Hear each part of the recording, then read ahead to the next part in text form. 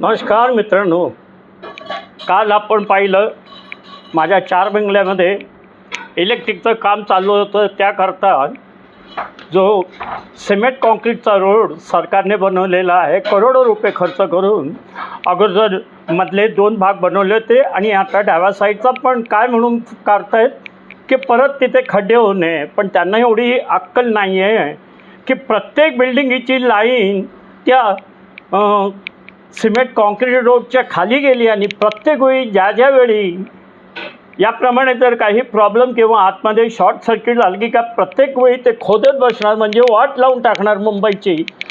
ह्यांना एवढी अक्कल नाही आहे का? हे बघा, मी एक तुम्हाला फोटो दाखवतो आणि नीट बघा. आहे जपानचा आहे. माझ्याकडे खूपसे व्हिडिओ आहेत, ते नंतर दाखवीन मी. तर माझं एकच म्हणणं आहे की एक 4 नी 5 बिल्डिंगी त्यांचं इलेक्ट्रिक मेन जंक्शन बॉक्स एका ठिकाणी घेऊन गेले आणि तेवढा जो भाग आहे सिमेंट कॉन्क्रीटचा त्याला अधांतरित ठेवायचा, खाली पोकळ ठेवून, पण त्याला मजबूत चारी बाजूने मजबूत करायचं. आणि याप्रमाणे जेव्हा प्रॉब्लेम आला, असा काही त्रास आला, पटकन तो भाग उचलला, आतमध्ये माणूस गेला, काम केलं, परत टाकलं. मी 1996ला जपानमध्ये गेलेलो. तिथली परिस्थिती काय सांगू. 96 मी त्यावेळी होतो टॉवर, जपानचा जो टॉवर आहे, मी त्या टॉवरच्या तिकडे होतो आणि तिथे एक रस्ता त्या लोकांनी ओपन केला होता. मला नंतर समजलं का ओपन केलं ते. ती अंडरग्राऊंड मेट्रो रेल खालून जात होती, त्याला क्लीन करायचं होतं म्हणून एवढा 20 बाय 20चा तुकडा त्या लोकांनी काढून परत दुसऱ्या दिवशी तसाच ठेवला. का आम्ही एक 5 बाय 5चा तुकडा असा काढून ठेवू शकत नाही?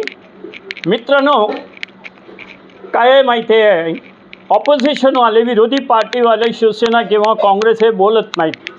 मला तरी असं वाटतं ते बोलतील तर भाजपा असं म्हणेल, अरे आम्ही आत्ताच आलो आहे आणि तुम्ही एवढं वर्ष काही केले नाही, तर त्याच्यामध्ये पण काही अर्थ नाही. पण मी काय म्हणतो, आता लोकांनी हे प्रत्येकाने बोललं पाहिजे, ज्याला जिथे जिथे त्रास आहे. आणि याप्रमाणे हे जे कामं करत आहेत, चुकीची कामं करत आहेत, ती सगळी कामं आपल्याला थांबवली पाहिजेत.